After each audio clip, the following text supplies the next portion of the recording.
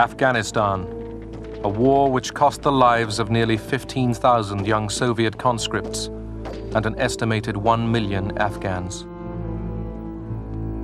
It was the Soviet Union's Vietnam syndrome, so to speak. It was impossible for a great superpower to run away from this wild country.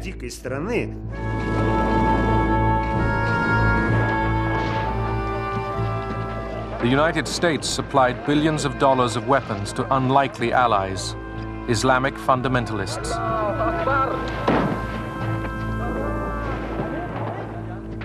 It is entirely true that this was a war that was fought with our gold, but with their blood.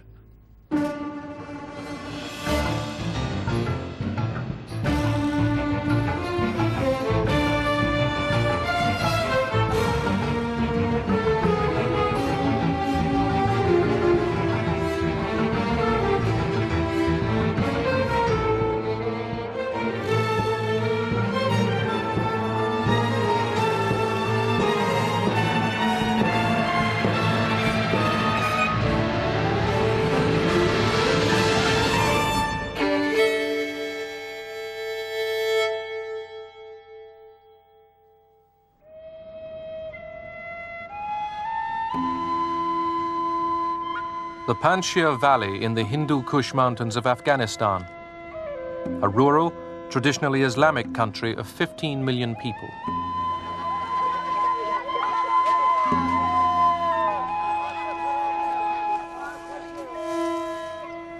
Foreign nations had tried to conquer it for centuries. None succeeded.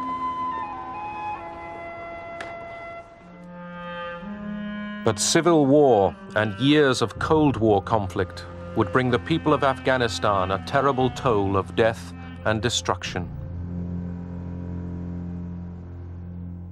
In the 1970s, Afghanistan became a focus for superpower rivalry. Close to the Persian Gulf's oil and the Indian Ocean ports, it bordered Iran in the west and Pakistan in the south and east. In the north, it shared a border with the Muslims of the Soviet Union's Central Asian republics. To Moscow, a friendly Afghanistan was vital.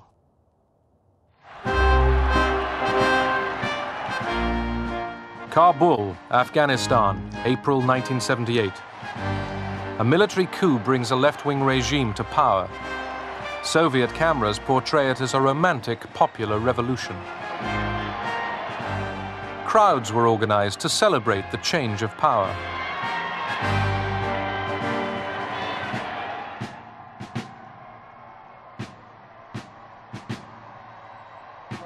Nur Mohammad Taraki, Afghanistan's new leader, looked to the Soviet Union for support. Moscow sent hundreds of Soviet advisors to advance socialism.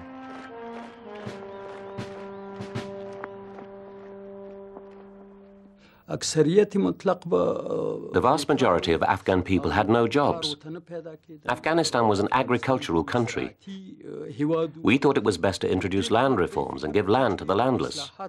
It would enable them to work their own land and raise their standard of living. The left-wing regime set about reforming Afghanistan by decree. Land was taken from large owners and handed to the peasants who worked it.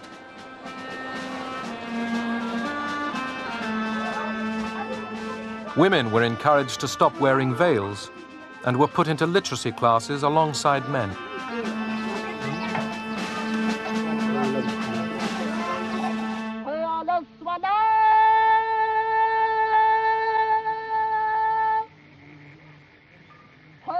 In the countryside, the reforms were seen to threaten ancient customs and the authority of the Islamic priests, the mullahs.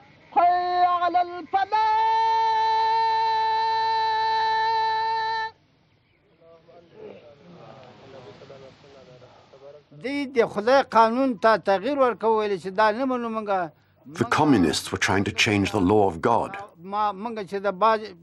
They wanted to destroy Islamic traditions, to rid Afghanistan of poverty and make everyone equal. This is against the law of Islam. God has decided who is rich and who is poor. It can't be changed by communists. It's beyond imagination.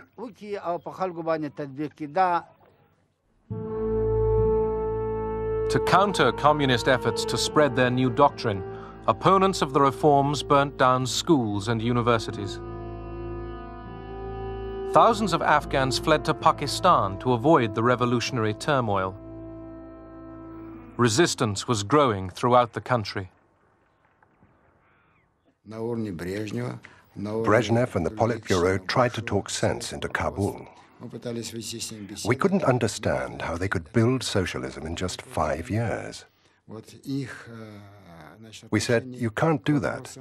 We've been building socialism for 60 years and we're still not finished. But they thought it was us that had got it wrong. Naivety was coming out of their every orifice. It was in their every word. In neighboring Iran, crowds joined the call of the Afghan resistance for a jihad, or holy war, against the godless communists. Other Islamic countries took up the cry.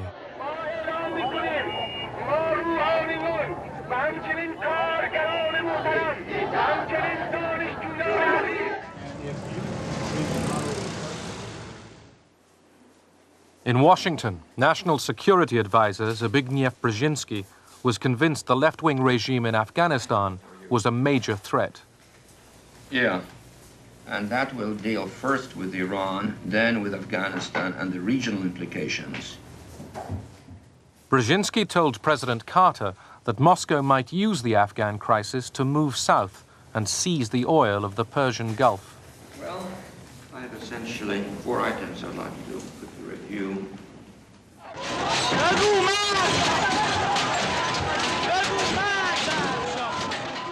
Brzezinski's fears for the stability of the region gained weight when mass demonstrations in Tehran led to the overthrow of the Shah of Iran.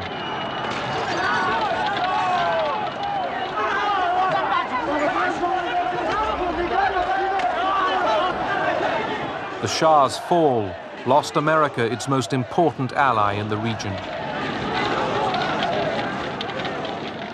We are faced with the possibility that one way or another, before too long, we may have either a hostile Iran on the northern shore of the Persian Gulf facing us, or we might even have the Soviets there.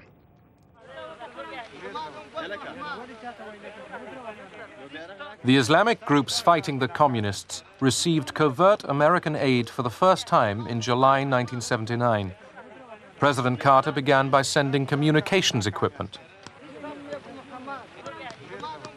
The rebels called themselves the Mujahideen, the soldiers of God. They were mostly peasants, organized by village mullahs and landowners. Many of their weapons were captured from the communist regime. From the refugee camps in Pakistan, recruits for the jihad walked for days across the mountains to reach the fighting.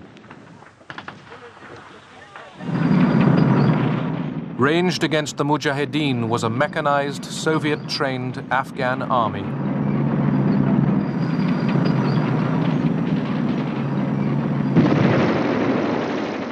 Soviet film depicted a highly motivated fighting force. In fact, each month, thousands of soldiers deserted. Kabul pleaded with Moscow to send Soviet troops.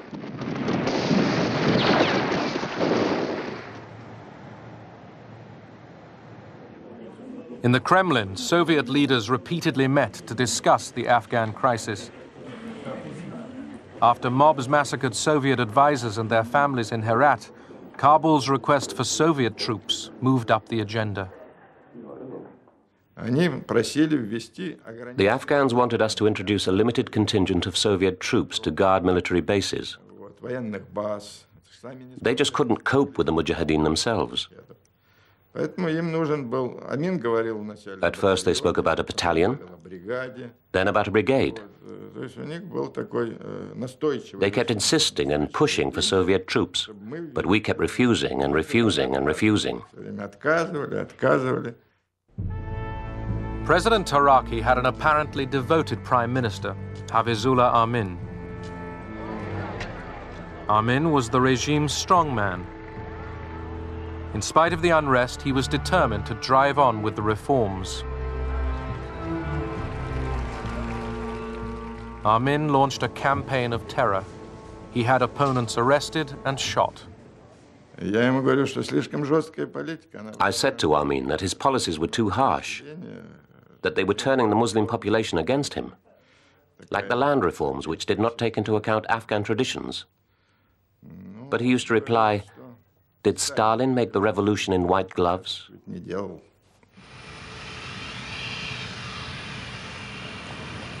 Afghan President Taraki flew to Moscow to discuss with Soviet leader Leonid Brezhnev how to curb Armin's excesses.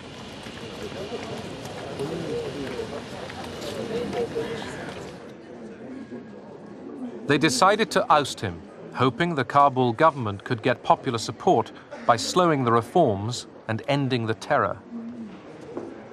Moscow's secret plans leaked out. When President Taraki returned to Kabul, Armin had him seized and executed.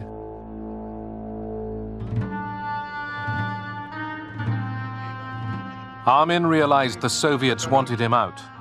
He began to seek better ties with the West. The KGB even imagined Armin might be a CIA agent. Andropov, the head of the KGB, became very concerned about Armin flirting with the Americans. Andropov felt that if we didn't introduce Soviet troops, Armin would claim that Moscow hadn't fulfilled its obligations. He would then turn to the Americans for help, and they would put their own troops in.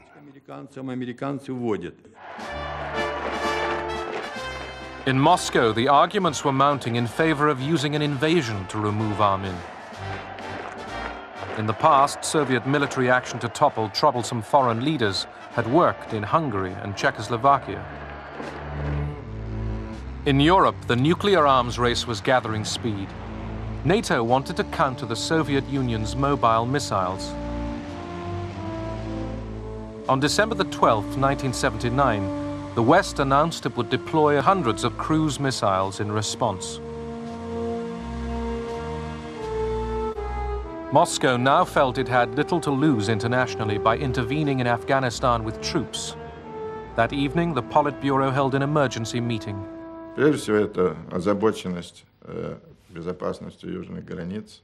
Our major concern was the security of the southern borders of the Soviet Union.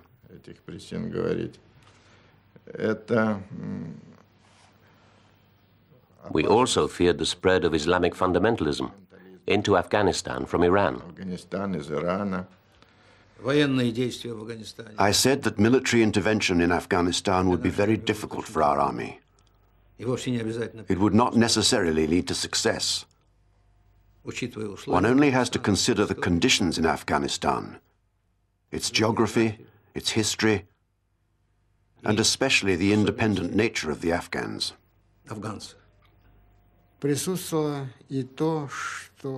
We also felt that if we didn't go into Afghanistan, then some other countries would.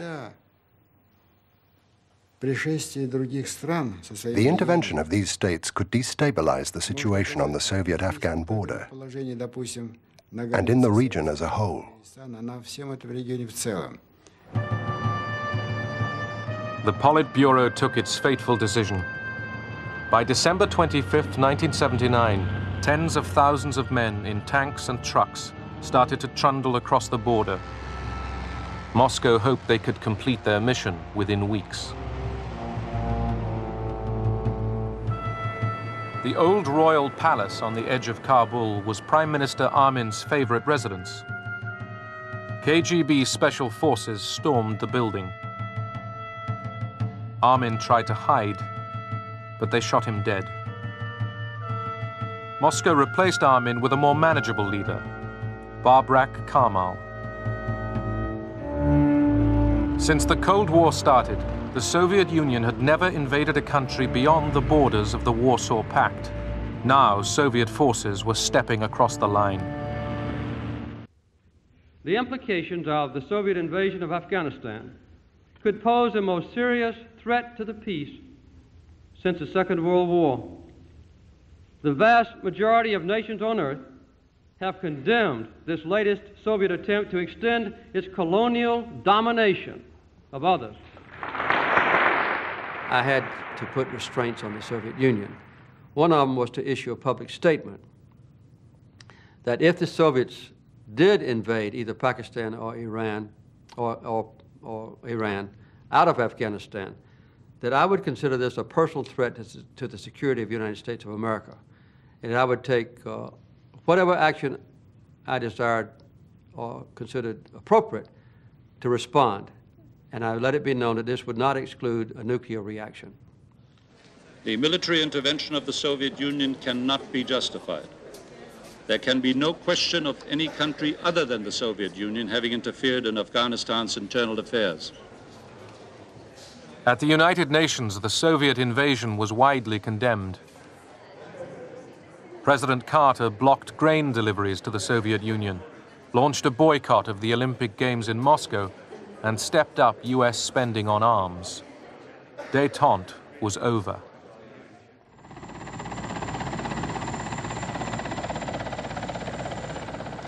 U.S. National Security Advisor Brzezinski flew to Pakistan to set about rallying resistance.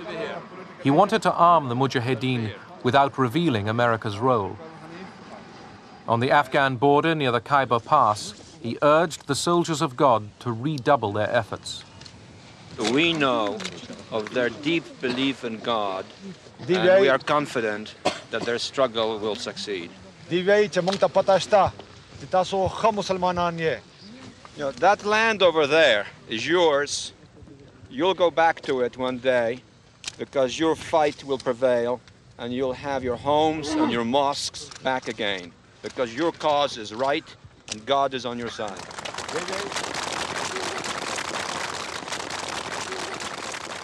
The purpose of coordinating with the Pakistanis would be to make the Soviets bleed for as much and as long as is possible. Do we know whether any Soviet units have reached these border posts? No. They're holding back. They are holding back. We started providing weapons to the Mujahideen from various sources again. Some, for example, some Soviet arms from the Egyptians and the Chinese. We even got Soviet arms from the Czechoslovak communist government, since it was obviously susceptible to material incentives. And at some point, we started buying arms for the Mujahideen from the Soviet army in Afghanistan, because that army was increasingly corrupt. Brzezinski sought the help of General Zia al-Haq, Pakistan's military ruler. Pakistan always had a keen interest in Afghanistan. Pakistan wanted a friendly and strongly Islamic neighbor. The U.S. Congress had earlier cut U.S. military aid to Pakistan. General Zia had a bad human rights record. He was developing a nuclear bomb. He had failed to curb drugs trading.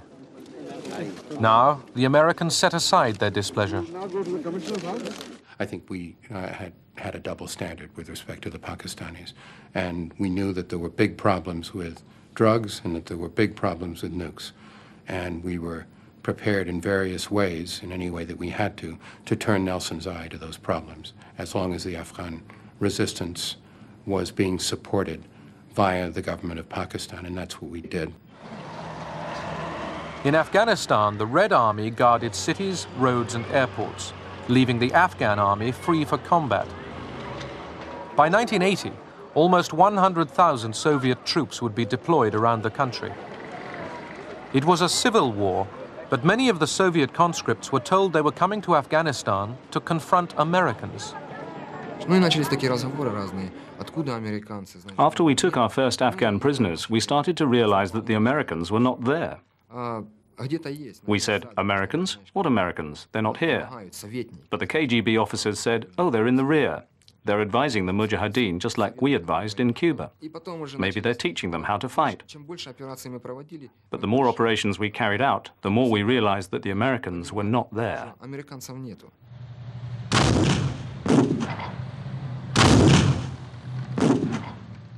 Against their wishes, the Soviets were soon sucked into combat.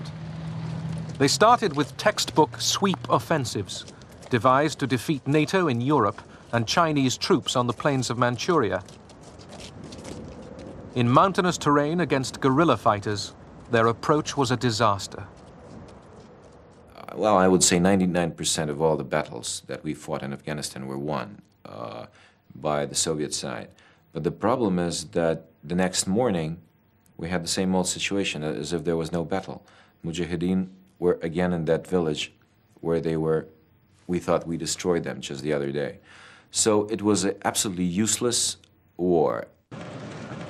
I, Ronald Reagan, do solemnly swear that I will faithfully execute the office of President of the United States. That I will faithfully execute the office of President of the United States.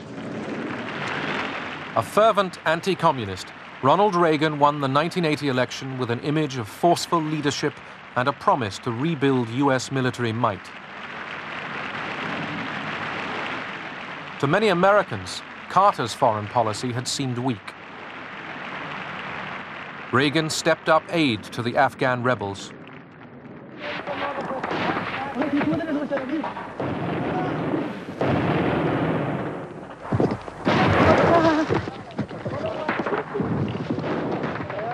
The Mujahideen were made up of numerous factions. They were split on tribal and ethnic lines.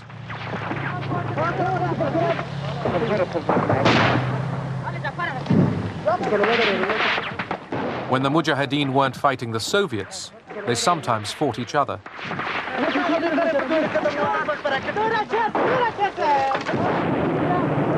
Allahu Akbar!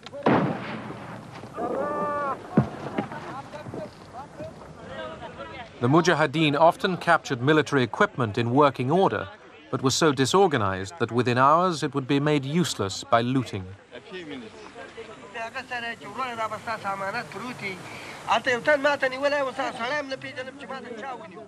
I made the comment that gratitude in the Afghan dictionary is going to be found somewhere after gimme and gotcha.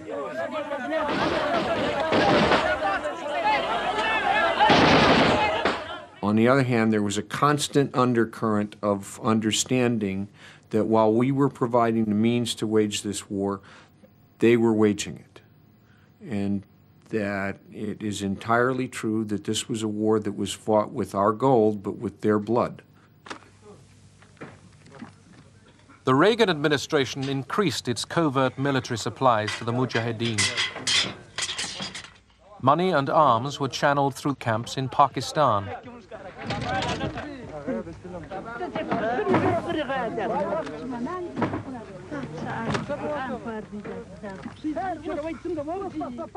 By controlling the way aid was distributed, the Pakistanis hoped to install a fundamentalist regime in Afghanistan. They favored the extremist Gulbuddin Hekmatyar. The Pakistanis then needed to have people that they could manipulate.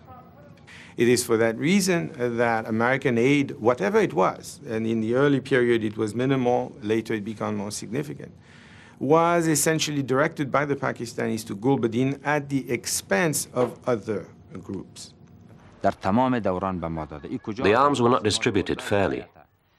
Despite our military successes, Pakistan only gave us 8 missiles. For 2 years, they cut all aid to my group. The Pakistanis had their own agenda. They gave the lion's share of weapons to the hardliner, Gulbuddin Hekmatyar.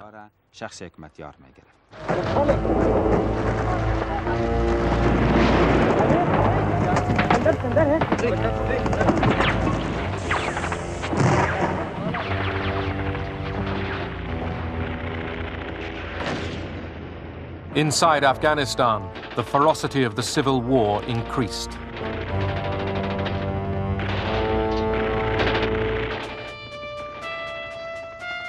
After heavy casualties, the Red Army changed tactics. They abandoned massive armored sweeps and took to the air. Soviet commanders would be dropped in by helicopters to cut the Mujahideen's escape routes.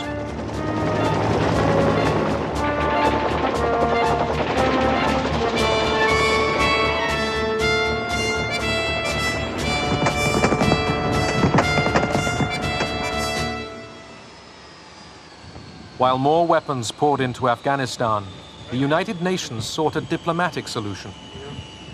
Under-Secretary Diego Cordoves tried to broker a deal for the Soviet Union to withdraw if military aid to the Mujahideen was stopped.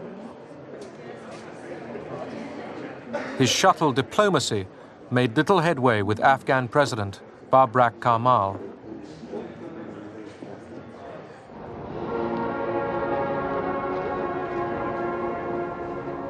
Moscow, November 1982. After 18 years in power, Brezhnev is dead.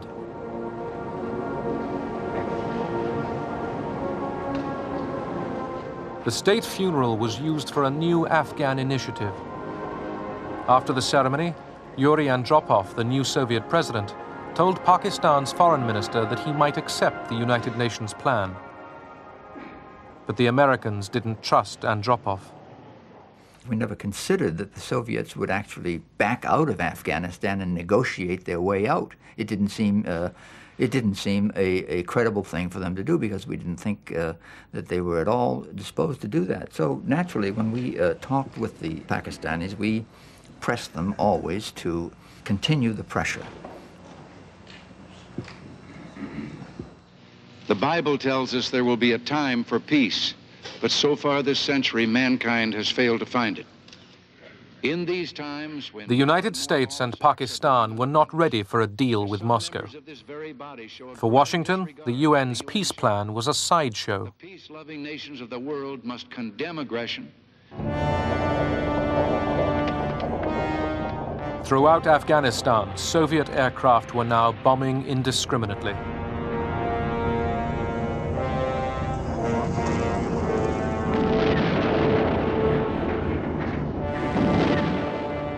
They pummeled village after village into oblivion.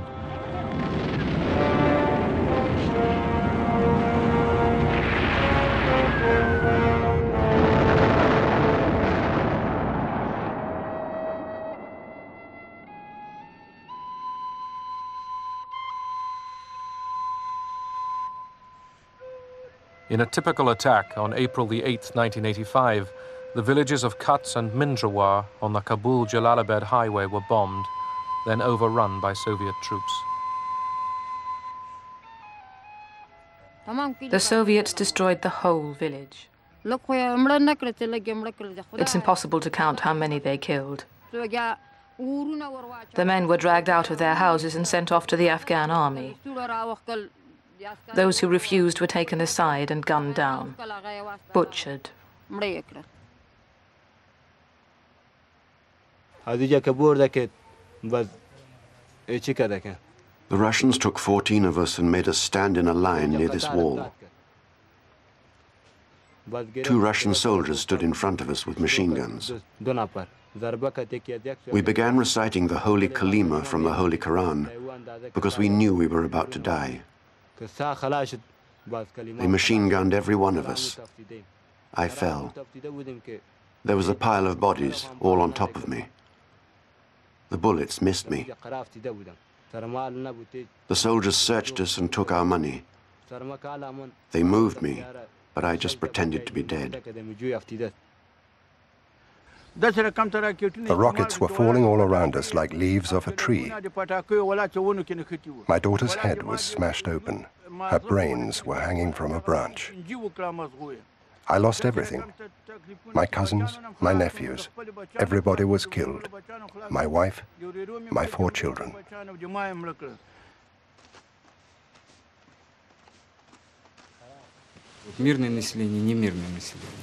There was no such thing as a peaceful population. They were all guerrilla fighters. I remember how we once rounded up all the women and children, poured kerosene over them and set fire to them. Yes, it was cruel.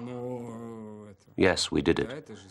But those kids were torturing our wounded soldiers with knives.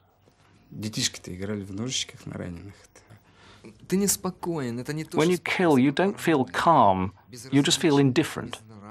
You're paranoid, you lose your morality. You become very cold-blooded. Your soul grows cold because you're confronted with something you don't like doing.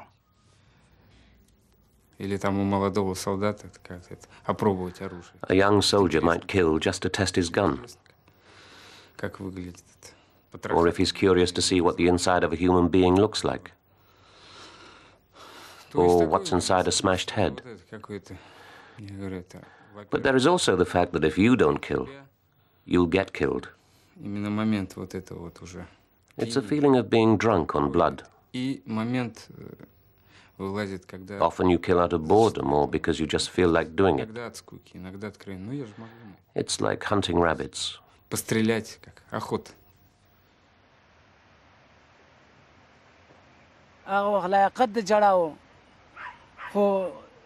We have cried so much that we can no longer cry.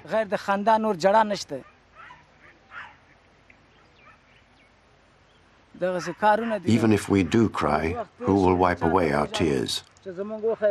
So you see, there's nobody to turn to anyway. We can only pray to God to take our revenge for us, because we are helpless.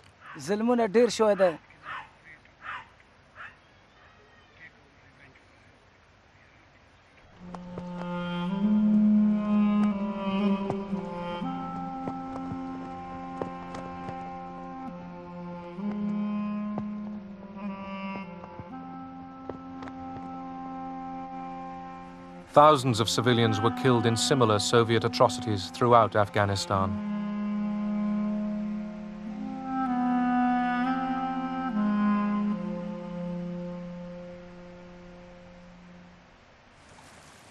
The Mujahideen committed their own war crimes, often executing Soviet and Afghan prisoners in cold blood.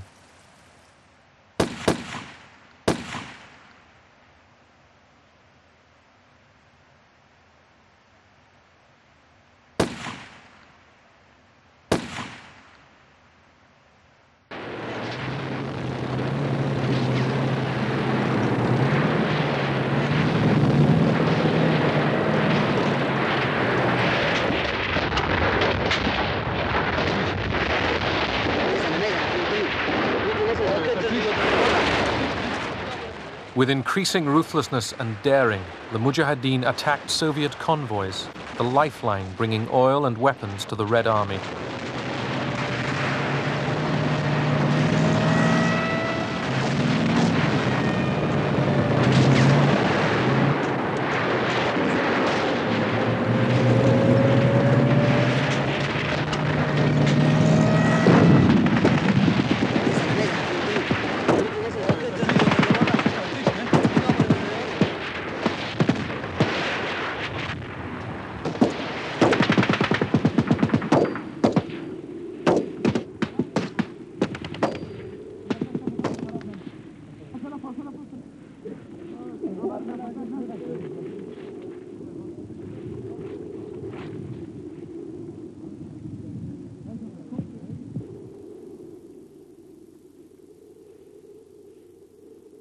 The toll of Soviet dead rose to as much as 2,000 a year. Вспоминаю, что было тяжелой прошедшей порой. Помню зарево свет. Many Soviet conscripts were raw recruits sent to Afghanistan after only 3 months of basic training. Sickness, drunkenness, and drug abuse sapped the army's strength. The wounded got minimal care. The war seemed pointless.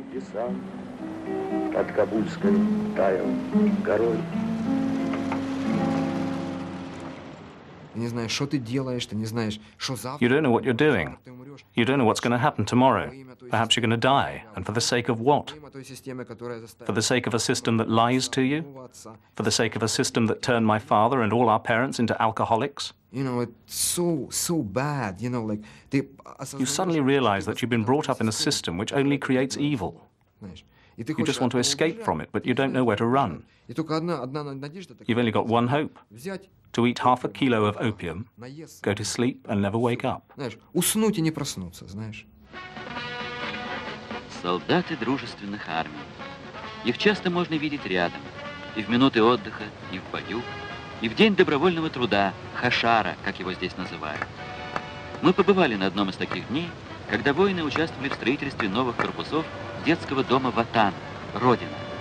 Ибо советский воин не только защитник, но и созидатель. Немало народно-хозяйственных объектов Демократической Республики Афганистан было сооружено. The propaganda was repeated daily in the Soviet press. Returning veterans began to reveal the Soviet troops' true role. But Soviet newspaper readers searched in vain for accurate reports. Basically, it was total disinformation of the Soviet public. Soviet soldiers were not fighting a war, the propaganda said. They were building schools, kindergartens, roads, and guarding caravans with food. That's it. In cemeteries across the Soviet Union, the cost of the invasion became impossible to hide. Many Russian mothers lost their only child. A military officer came to me. He said, "Try to be brave. Your son has died."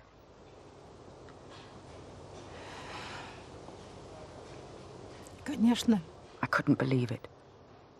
No. I'd only received a letter from him the day before.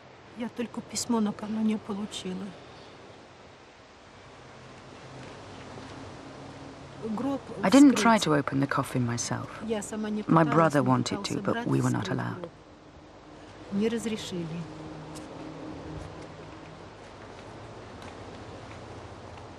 The funeral was very quick. They buried him, and that was it. It's very hard.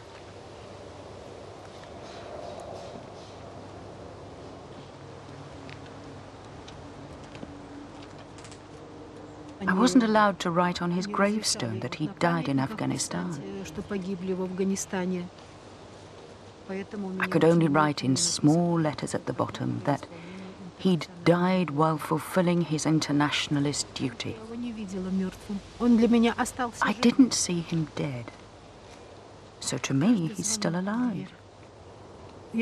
At every doorbell, I think my son has come back. I don't believe he died.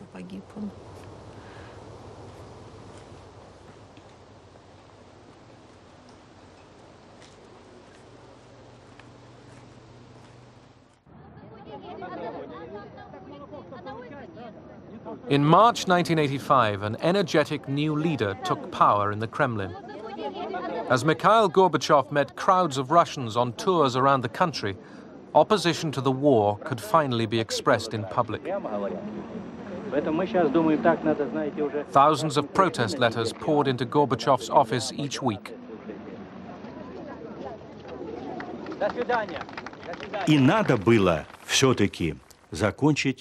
We had to finish this war, but in such a way that the Russian people would understand why tens of thousands had died and tens of thousands had become invalids. We had to explain what it was all for. We couldn't just run away from there in shame. No. We needed to find a process. There was an obstacle, an ideological one. It was our Vietnam syndrome. It was impossible for a great superpower to run away from this wild country, like the Americans in Vietnam. It would damage our prestige. The United Nations envoy, Diego Cordovez, was told by Gorbachev that the Soviet Union would consider withdrawing under a UN agreement. The emerging issue was what kind of government would run Afghanistan if the Soviets left.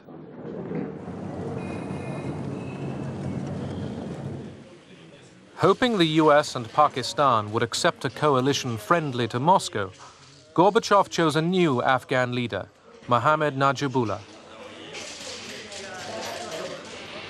Gorbachev instructed Najibullah to offer talks with the Mujahideen about forming an Afghan government of national reconciliation.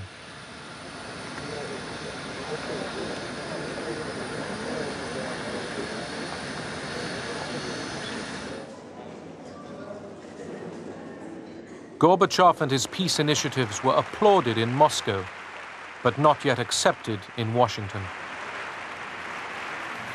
He was KGB, and he was all of the old school, and he had some very dubious associations and all the rest. He was trying to persuade the old-line communists that he was with them, and he would appoint them to various positions, and he would not make major changes in the economy or in the economic policies or in the military policies. On return from his first summit with Gorbachev, Reagan sensed Moscow wanted a deal to get out of Afghanistan. But American hardliners wanted revenge for Vietnam. Pressed by Congress, Reagan urged the Mujahideen to go for victory. It wasn't until really between about 83 to 85 that the forces in Washington who asked the question, well, maybe we can win this. Let's not put in $100 million a year worth of weapons. Let's put in $1 billion a year worth of weapons. To combat Soviet air supremacy, the United States decided to try out its latest missile, the Stinger.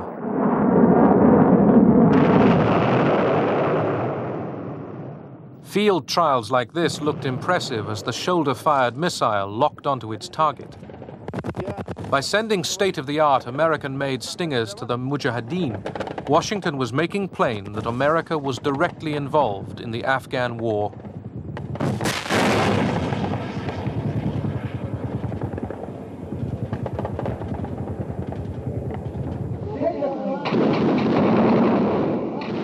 Spurred on by the increased American aid, the Mujahideen opposed a UN-brokered peace agreement that would enable the withdrawal of Soviet troops, but leave the Kabul regime in place.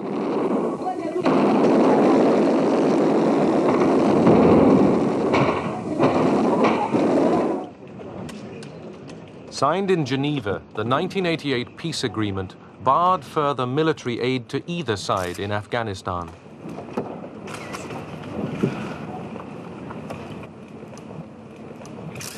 Both superpowers ignored the ban. The supply of weapons went on.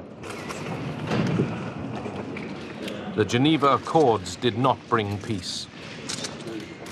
Our basic feeling was that what the Russians were talking about was a way to get the resistance and the opposition of the West off their back, so to speak, and that they then would be free to pursue other methods of dominating Afghanistan, and that's what we did not want to have happen.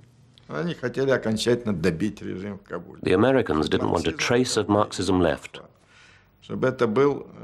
They wanted to install an anti-Soviet puppet regime they could control. The bleeders, or the hawks, finally won. Our reason was very simple.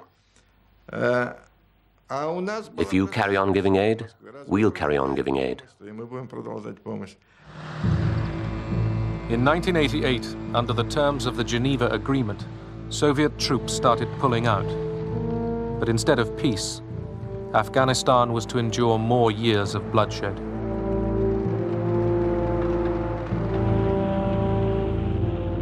Fighting among rival groups of Islamic fundamentalists continued to destroy the country long after the Cold War was over.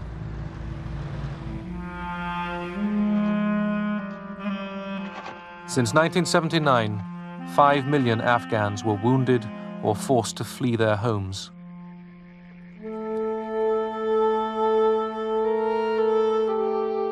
Almost 15,000 Soviet soldiers were killed. 1 million Afghans perished.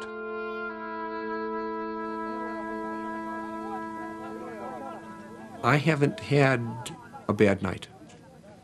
It's not because I'm without feeling for, or without understanding of how much agony goes along with war. It's just that this was such a contribution to the end of what was otherwise an evil that inflicted other kinds of pain on so many other people that, on balance, it was worth it.